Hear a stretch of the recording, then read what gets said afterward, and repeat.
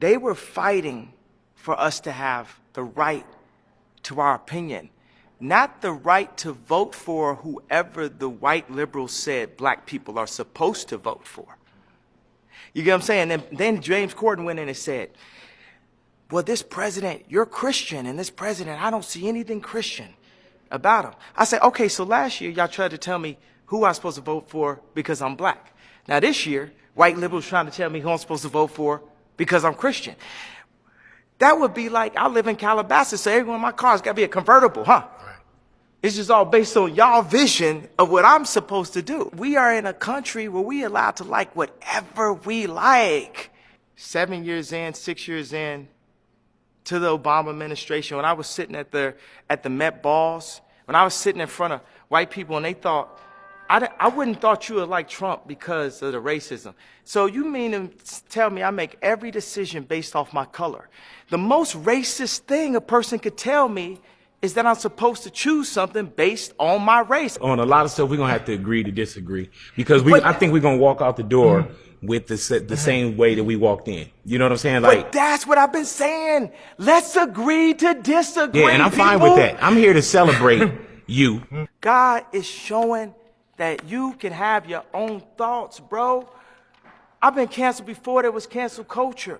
Who told you that my career would be over? The same people that are telling you that you can't have a right to say who you will vote for, those people will be soon to take Jesus out to school. Wake up, Mr. West, wake up, culture. Wake up. Everybody think they so woke, but they following the rules of what woke's supposed to be. I have turned my back on the idea of victimization mentality. We brainwashed out here, bro.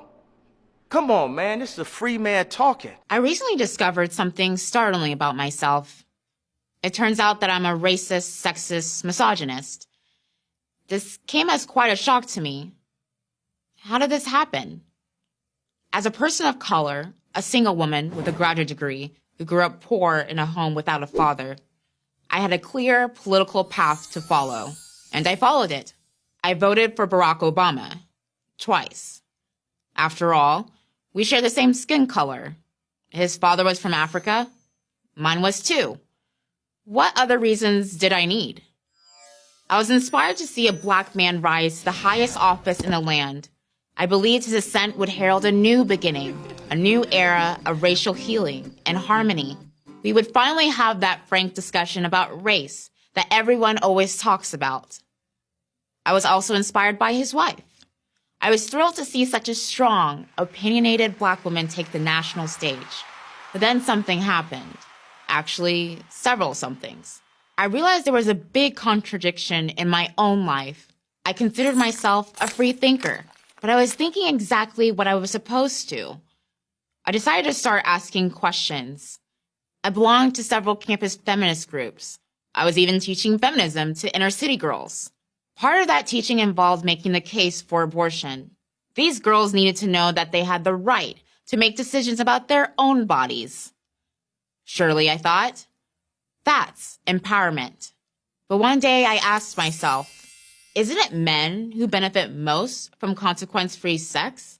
Doesn't that give them even more power over women? And of course, abortion certainly doesn't empower the woman it prevents from ever being born. When I began to ask my other feminist friends how they reconcile these issues, they just got angry. I was called anti-woman, even by progressive men.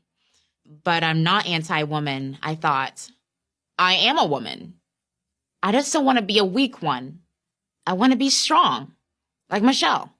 At about the same time, while I was a student at the University of Texas at Dallas, the UT Austin Department of African Diaspora Studies released a statement in which they said, and I quote, African Americans are disproportionately affected by the saturation of our society by firearms. We demand that firearms be banned in all spaces occupied by Black people on our campus.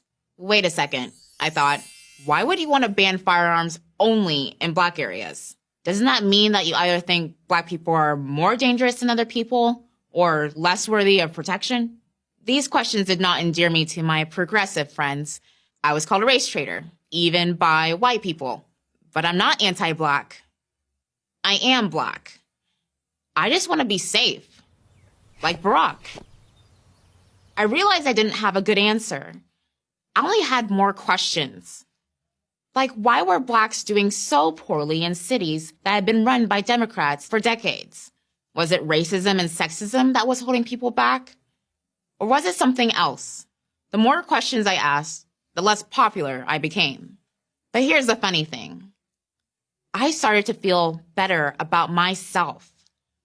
I decided that the very definition of empowerment required me to take responsibility for my own life. I wasn't going to be anyone's victim, which meant I had to protect myself. So I bought a gun. I started to advocate for gun rights. That cost me more friends. I joined the pro-life movement and walked in the March for Life. More friends. Gone. Then I crossed the line. I voted Republican, the party that views me as an empowered individual, able to shape my own destiny, not as a member of a victim group.